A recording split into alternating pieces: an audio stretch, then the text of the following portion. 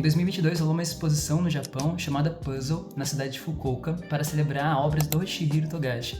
Togashi é um dos maiores autores de mangás conhecidos por Yu Yu Hakusho e Hunter x Hunter. A exposição continha mais de 300 obras contendo manuscritos, sketches, pinturas, homenagens ao autor, e essa ideia do puzzle surgiu da curadoria para meio que simular um quebra-cabeça vivo.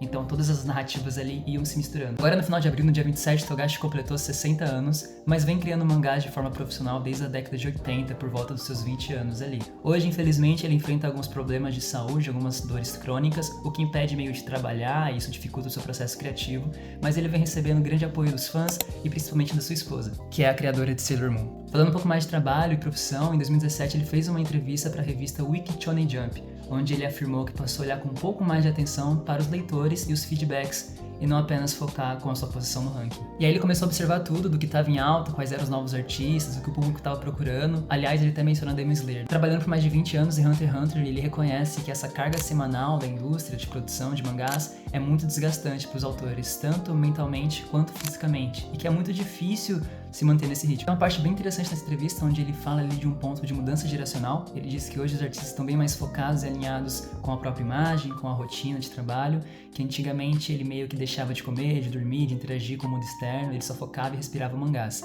E que toda vez que ele vai conhecer um artista novo, ele se arruma, ele vai bem bonitinho, assim, pra não passar vergonha. Ele também fala que ainda tem muito tesão pela obra Hunter x Hunter e por isso que ele segue criando, que sim, ele sabe que algumas obras devem parar em certo momento e que ele, como autor e leitor, tem esse julgamento da própria obra, mas ele enxerga que ainda tem muito que a caminhar. Hoje em dia o Togashi ele compartilha um pouco do avanço do seu trabalho ali nas redes sociais, página por página, rascunho por rascunho, ele vai postando ali, o que é bem fofo, e por fim ele acaba significando um pouco mais do que apenas um escritor e um desenhista. Ele aos 60 anos, ele se mantém ali ativo, com prazer, criando a sua obra, se dedicando, e que mostra pra gente que não tem tempo mesmo, que por mais que possa ser doloroso muitas vezes, o que é pra ele por conta das suas dores crônicas, de sentar e ter um tempo pra rabiscar, é sim prazeroso e vale muito a pena no fim. Tanto é que nessa entrevista ele até menciona que pra ele criação é um playground que ele nunca quer abandonar.